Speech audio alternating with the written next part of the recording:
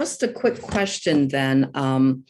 If we were to have the issue of having a parent or a spouse with Alzheimer's, and then we think what lies ahead in the genetic pool, if it's a parent and I start getting scared, what would you say to me about my fear of what might lie ahead, please?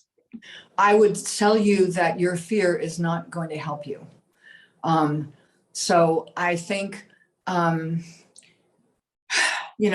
approach to fear is not to go, okay, well, I can't feel like that. You feel as you feel, but it's instead to go to sort of talk to that fear and go, okay, thank you for sharing.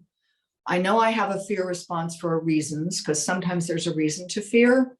This is not one of them.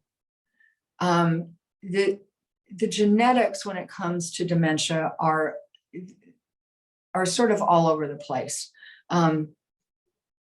They do believe there does seem to be a genetic link to early onset Alzheimer's, which means before the age of 50, but especially if it shows up generationally, if you look back in generations and it's shown up once or twice in each generation.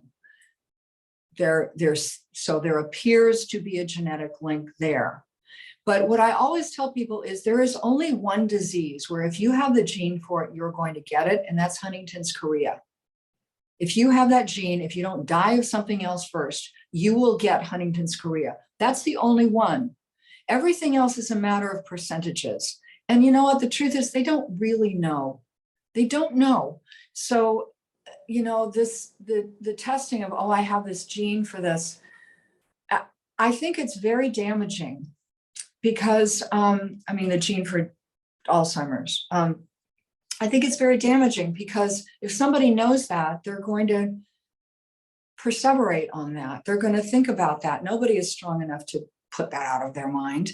And I tell a story in this book about a man who I would run into when I moved from New York back to Los Angeles after my father was diagnosed a little while after. And I rented this small, funky apartment on the poor end of Carbon Beach in Malibu. And I would take walks on the beach to the rich end of Carbon Beach.